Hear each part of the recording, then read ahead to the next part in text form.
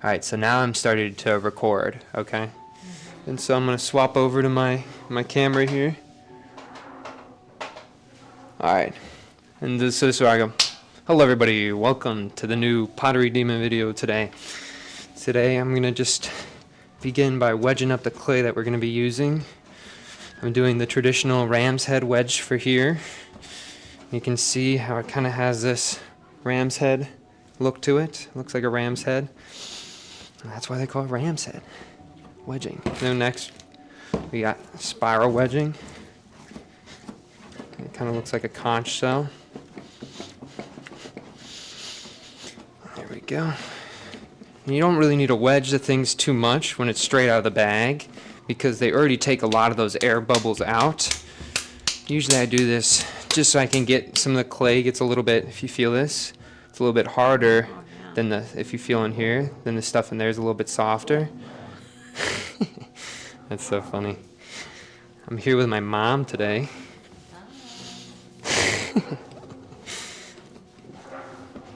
And then I get these sort of prepped up. They don't need to be perfect because they just don't need to be.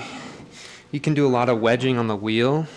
You know, the method of coning clay up and down, essentially that is just called wheel wedging, right? Like that's what old potters would call that, is wheel wedging. But I mean, now we just call that coning the clay up and down. So we got our wire tool, we got everything sort of situated. So I'm going to swap over to my front cam here.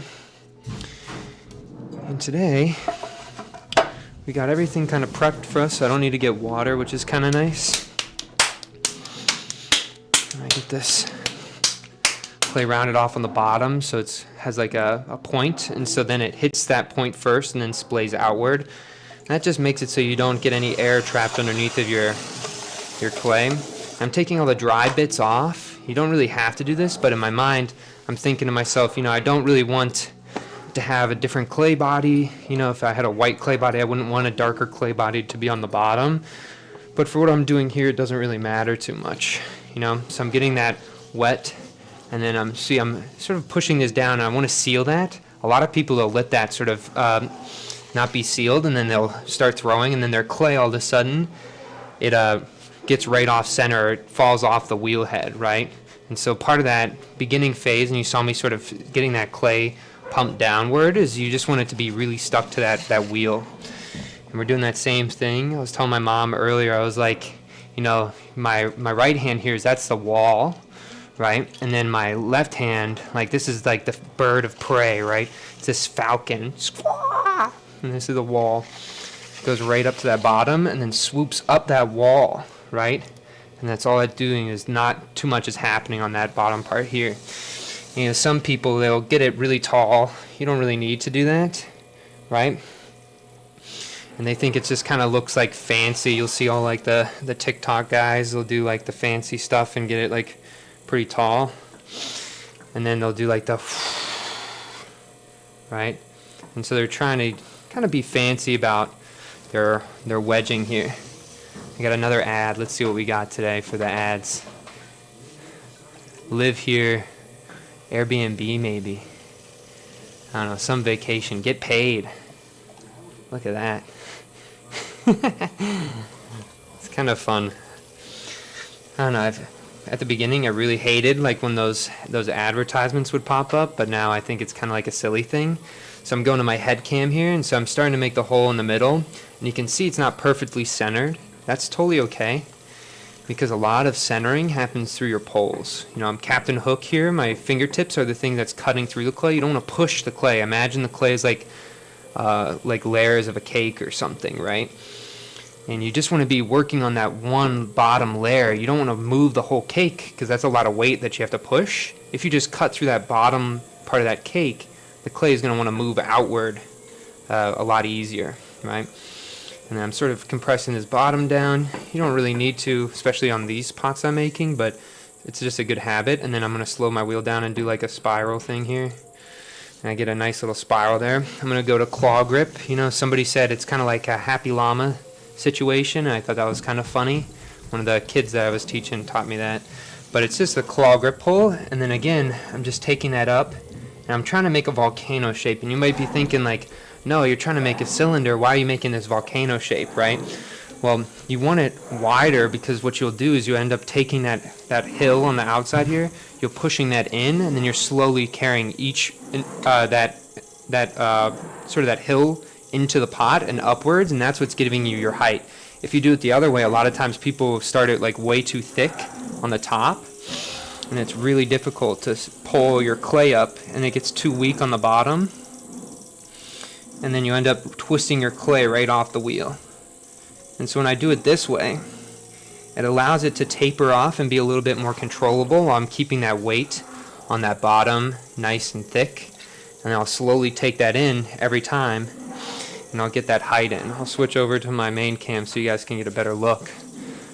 But you can see as I'm going to the bottom here, you know, I'm going to go down, and I'm going to create a spot for my fingers to settle in. If my fingers are knocking around, I don't want to start the pole. I'm going to wait until they're just moving nice and smoothly. And then I see that little bump, and that's all I'm doing is I'm just taking that bump right up the side of the pot, right? And I'm a little bit thinner here, so you might see some like twisting happening. You don't have to go like this narrow at the beginning, but actually this turned out pretty good. And I'd say this is a thickness where if you were going to make a vase, anything, you would start shaping now, right?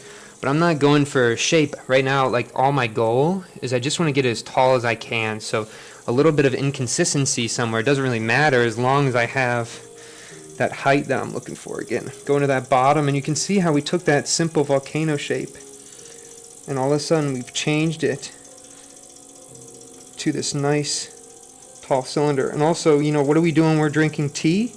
You know, we keep our pinky out to keep balance. In that same way, we're sticking that pinky out. You can see that slight undulation, but don't get freaked out, right? It's just really thin there. Just finish off the pole. Be consistent. When you get to the top, you got to be slow and make sure you're going right over your middle finger there. And there you go. You got a pretty tall pot. And then this is where you'd want to get some of that water out of the bottom, right? And the way I'm throwing, a lot of people, when they're throwing for height, they'll keep a lot of thickness on the bottom and trim it off, right? I don't do any trimming, and so my whole goal is I want to get it as equally as possible in that bottom part there, right? So there I go. I'm smoothing out this bottom, so I'm going to be saving this. A lot of people would cut that off, right? That's just like extra clay, but wherever somebody sees an ending point for something in ceramics, that's where, in my opinion, that's where it's like, that's where the art starts, right? You can always take it a little bit, like one step further. All these processes have potential. So now I'm just waiting, and I'm trying to imagine a rhythm for the pot, for the twist, right? So I'm up, up, up, up, up. Now we do whatever you do once, you do it again, and we're slowly just taking that up. We're starting right where our other finger left off. And then we just want to make sure at this top part here, we get it all sort of at a similar position, and sometimes this is where some of the undulations can get a little bit wonky, or, you know, maybe the twist is a little bit too loose, but that also gives a lot of life to the pot. So now I'm in the bottom of the pot. I want to make sure my hands are nice and lubricated because I can't do another pull after this, so I only get one shot. I'm going outward ever so slightly, and I want to go slowly. It's getting really thin, so I feel like it's about to rip, and so whenever you feel that it's about to rip, you just want to be very, very slow. And I'm popping that belly out there just enough so I have this nice twisted treetop. I mean, look at how that looks on the, I mean, it just looks so good. And you know, the inside, I always think, here, let's get this flipped. There we go. You can see the inside here too. It has that vortex swirl in there. It just feels so animated to me, you know. It's like the anti-pot, right? Then I'm going to be taking my hand here. I'm right underneath this bottom part. I'm sticking that tool right underneath, and I'm just popping that up right underneath there. Like I said, this is all bonus stuff, right? This is where the hidden potential lies. And I've been messing around with a lot of ways to do this. Usually I just take my two pinkies, I go right underneath on this bottom part here, and I just pull that up slowly. And I can feel it's a little bit thin, so I want to release my pressure ever so slightly. And that's just enough. Compress that edge. There we go. Now we're going to take my wire tool that's all the way over here. Now we're going to swap to here, and you can see I'm wrapping around my fingers, and I'm just getting this clay, and I'm pumping it in. pumping it in, pumping it in, pumping it in. Pwa, pwa, pwa. One more. Pwa. There we go. And we got this almost like razor blade or like saw blade looking thing. And I twist these up. And for me, this is so floral. It reminds me of like grass or something, right? And so I just want to stick these up, get these nice large coils up on the pot there. And I've always found out that the less you touch the pot, the better that they're going to turn out, right?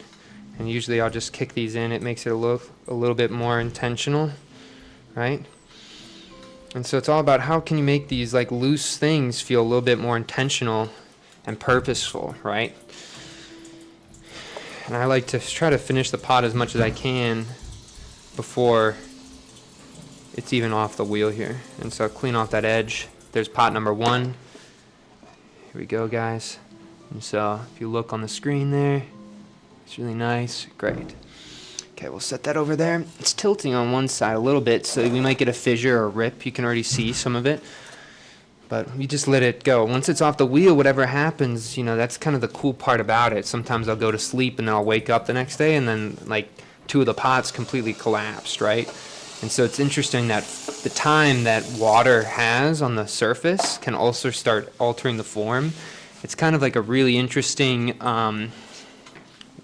thing for me, at least, right? It's like a surprise. Since I don't fire my work yet, it's kind of nice to have those little surprises embedded in your process. Again, right underneath that bottom part, taking that clay up. Great. And we're going to do it one more time. Great. Don't forget to breathe when you're doing this. I feel like when I first started throwing, I'd often forget to breathe, and I'd just start sweating profusely. I think because I was just holding my breath so much. I'd have a face that was like as red as a beet or a tomato. And so a little bit quicker, not as fancy on this center, but getting it centered pretty quickly. Starting that, here I'll switch over to the hole. Making that hole in the middle there, thumbs going straight down. You can see again it's not perfectly centered, right? People mule over the centering so much, but you don't really have to, right? And so opening that up, and you can see I'm just cutting along that bottom surface, and it makes it really nice and smooth. And I don't have to use like any pressure. Sometimes I'll be teaching people, and then all of a sudden I look at their arms, and they're like flexing their arm like super hard, but their arms aren't really doing anything. You know, so it's really about knowing where to put your hands right on the clay. And when you do that, it can help you out so much. So swap over to my other cam here. Get a little bit of water. Sometimes it helps if I put water right on my hand and I slowly feel that bead of water build up on my fingertips, and I just carry that bead all the way down to the bottom, and just so I know that the clay is like fully lubricated. So then when I'm making my first pull, you know, I'm not going to hit a spot where it's going to like stick on my fingers a little bit more, so I can keep really nice consistent pressure. Always make sure you're sort of compressing that top so it's a little bit thicker. You know, a lot of pots are held together by the tops of their rim here. You know, you look at old Korean ongi pots, you know, I always say this is if they even slice the rim of their pot, the whole pot will just fall apart, right? And that's just because all that tension is being held together by that rim. And so if you have a nice established rim and your bottom's on center, 9 times out of 10 you can fix any problems. If you were having it like in the middle, you can fix those as long as those two variables are sort of controlled. Right? A lot of people get these really thin tops, and they don't understand that they're actually like making a really, really difficult situation for themselves. And again, as I'm doing these taller pulls, since I'm sort of twisted off to the side here, I'm just keeping my pinky out to keep that clay nice and straight. And I probably got one more. I could stop here, but I think I got one more pull. And so I'm going to do just a pretty drastic collar. And so you'll see a lot of inconsistencies on this last pull, but again, I'm trying to just get as much height as I can out of this pot. And so you'll see that this is pretty narrow now. So I got to put some water on my elbow because it's going to touch that clay. And I also want to open up the pot there a little bit. Okay, get some water in that bottom part, right towards the bottom, and I'm going to slow my wheel down here. When you get narrow like this, slow, steady, consistent pull. You'll see slight undulation, and as I'm finishing off the pull here, you're going to see that get dramatized a little bit as we get to the top, but that's okay.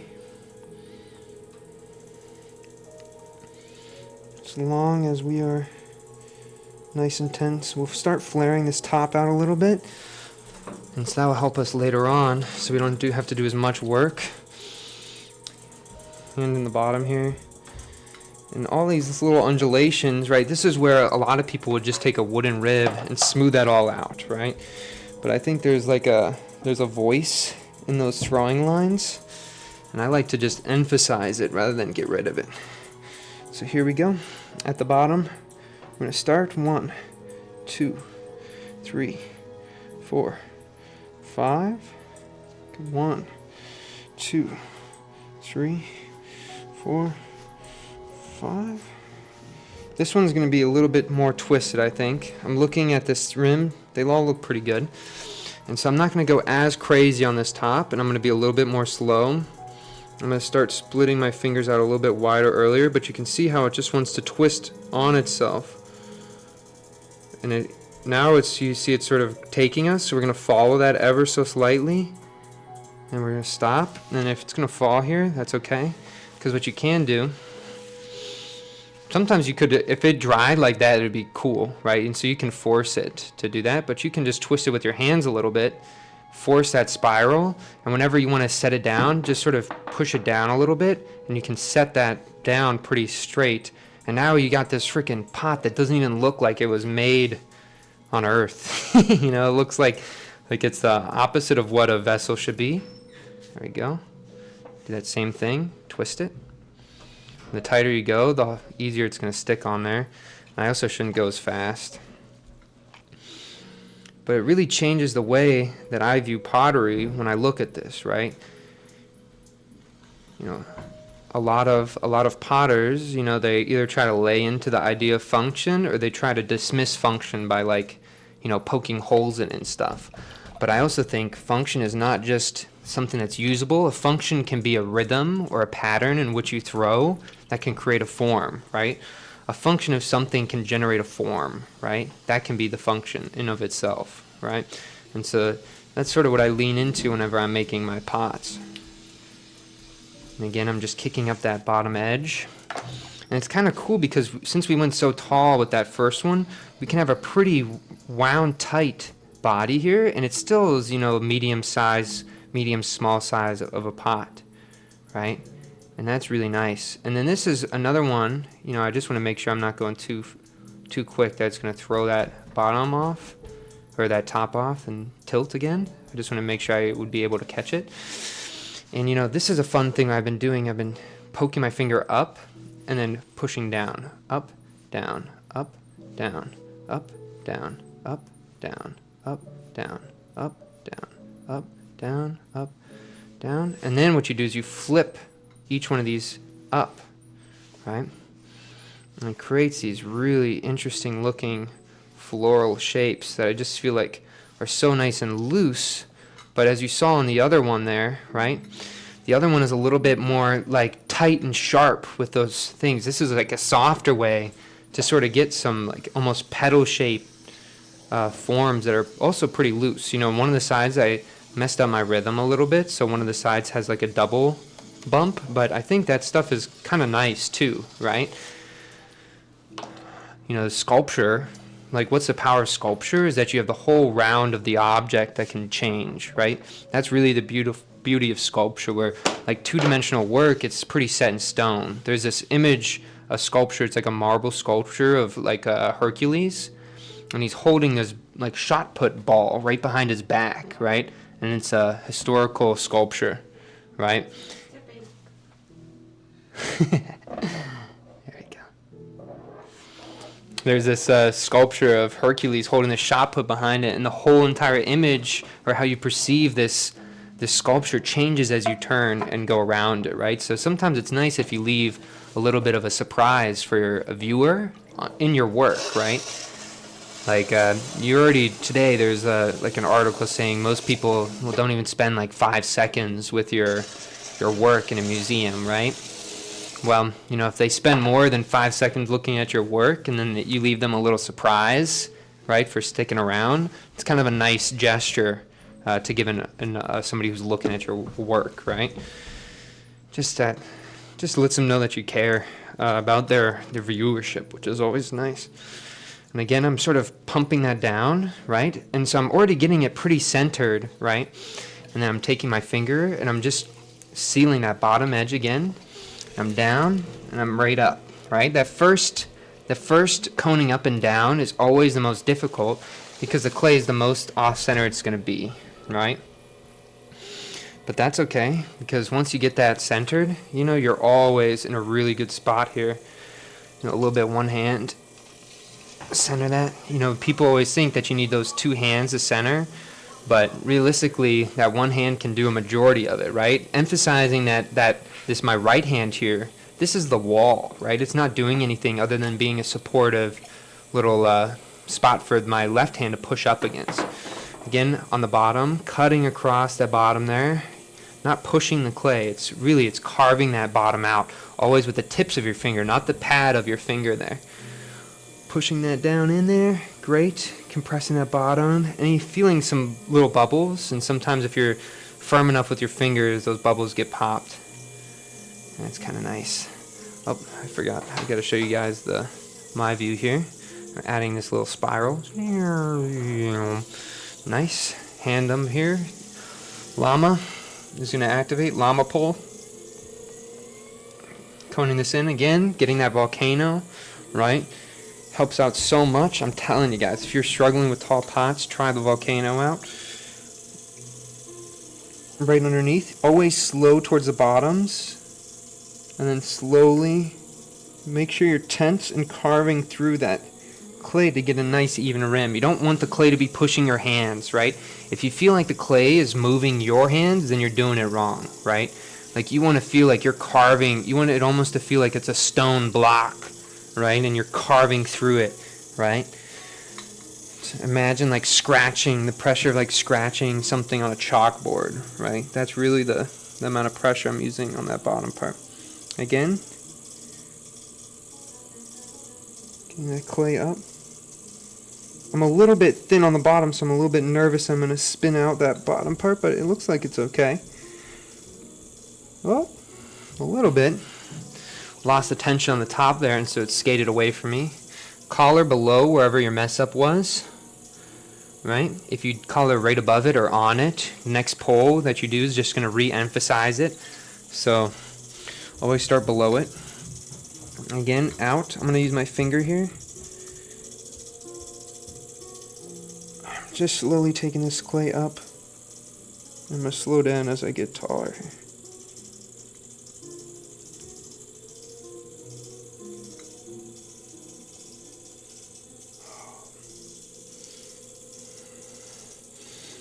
Slight undulation in the middle. I was just a little bit thin there. That's okay. Get that water out underneath there. Push this down. Alright, and then we go 1, 2, 3, 4, 5. Emphasize, emphasize, emphasize, emphasize, emphasize. Make sure it's all even on the top. You can even start making that roundness with one hand in there so you can set it and go back in, finish your spider pull. And again, you want to carve in underneath, and you want to use that spiral almost as if it's supporting your clay. And sometimes you can really push that out. Get some nice contrast between how the narrowness and the wideness there, right? You normally can't get these sort of wide forms on the top in one piece, but because I have that spiral, it's supporting that clay, right? And that's the cool part about these forms. You can get some pretty wacky things on the top without having to wait like a day or two for clay to get hard, right? And so like this all happened just because my whole entire practice for a long time was all about efficiency, right? How fast can I make things, right? And then what sort of steps can I take to sort of push myself in a way where all of a sudden those, what's it called? Those like leads of efficiency can help me create new forms, right? And so that's why like when people ask me in my classes, they'll be like, can you show us how to make bowls? Yeah, I can show you how to make bowls, right? And they ask, how would I make bowls? And then I just tell them, well, I wouldn't make bowls, you know, just because that's not really like, bowls are like an anti-efficient form. And so whenever I make bowls, like I had to make bowls recently for an empty bowls fundraiser, right? And so a lot of those bowls are just pretty narrow on the bottom, and then they kind of belly out upwards, so they're not like a traditional bowl. And so that just makes it so I can keep up my efficiency, right? If I'm going to sit at the wheel for a couple hours, I'm going to make sure I feel like it feels purposeful, right? If I'm going to sit there and then just like waste time, then I'm rather to even just do something else, right? And so here I am. You know what, on this one, I'm just going to be pretty simple, and we're going to do a curve in. So 1, 2, 3, 4, 5, 6, 7, 8, 10. There we go. A little bit off, but that's okay. Just something simple, just because this top is so contrasty, we want to keep that bottom a little bit softer as well. But there we go. There's our 3 for today, y'all. I'm going to swap over to my camera here. All right, there we go. And then I'm going to set up for my image. So usually what I do, I take 3 of my bats and I set them on here so it creates a nice little level spot. And then I'll start this one first because I just finished that one. It's right there, and I set it right on that edge. And then I'm going to get the one that's most likely to tip over, and we're also going to keep that one sturdy and set down there. And then I'm going to hop over here, and then here there we go. Sorry, my camera was in the wrong format. Alrighty. And now, have all 3. Here's the big reveal. There we go. Look at that, guys. Even in the image there, you can see a cup in the background, so it's kind of funny. And then I'll squat down here. We got all 3. Maybe I'll hold the 3rd one right in the middle there. And maybe tilt it this way. Alright. Get my head down here. Sweet. Awesome. Well, thank you guys for watching. All the best. Strong mentality. Oh, what's in here? Peace.